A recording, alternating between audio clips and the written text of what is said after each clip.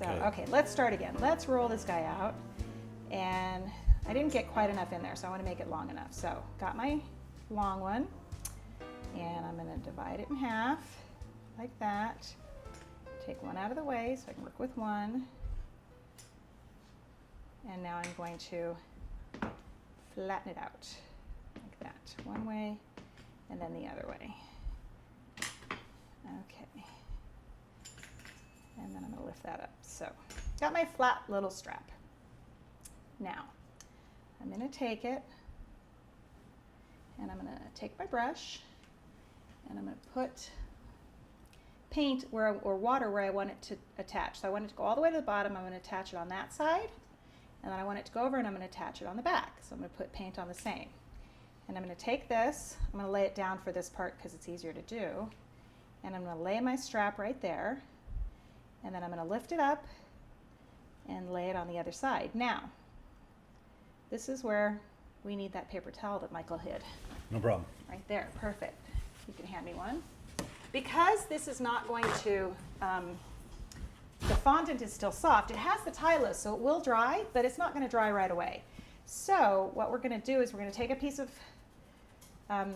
paper towel and we're going to roll it up, and we're going to, so we've done the one side. You can see now we've laid the one piece on here.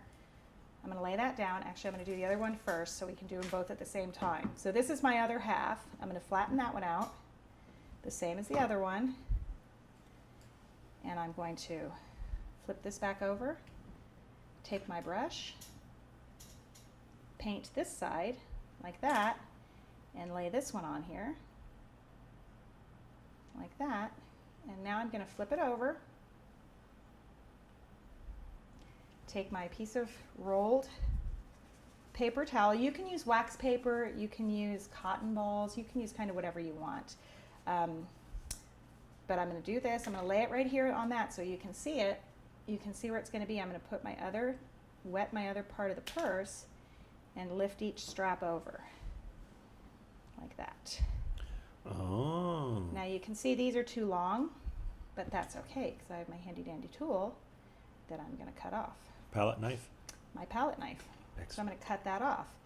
And now you want to let this dry laying down because you want to have those not fall.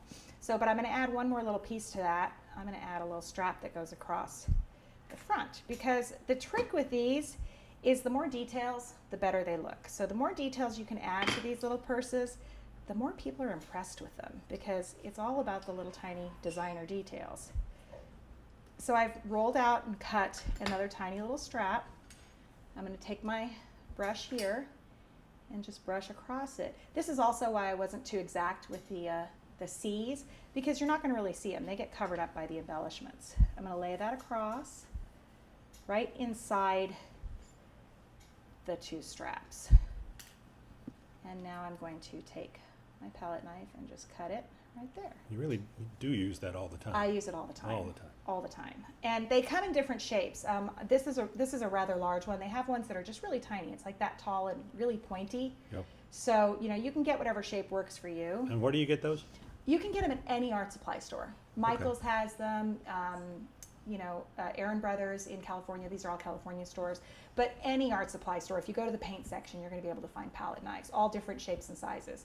But I just think they're great little tools because they're so thin, they slide right under your fondant and they don't mush it. Oh, this is another thing. I'm sure most of you have worked with fondant, but if you haven't, when you're cutting your fondant, when I was cutting the little purses like this, you always want to use a pizza cutter and not a knife, because let me show you an example. When you roll your fondant out like this, and if you try to cut it with a knife, it pulls it. See how it pulled it? And it doesn't, it misshapens it. Whereas when you cut it with a pizza cutter, it maintains its shape. So you always want to use a pizza cutter to slice your fondant, not any kind of a knife or anything, okay? Because you're not going to maintain your shape if you use a knife. Good tip. All right, so here's that one. Now you're going to see when it dries, it's going to have the nice little handles standing up.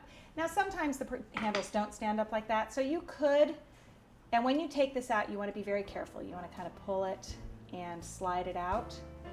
But you can also do it where your handles are laying over.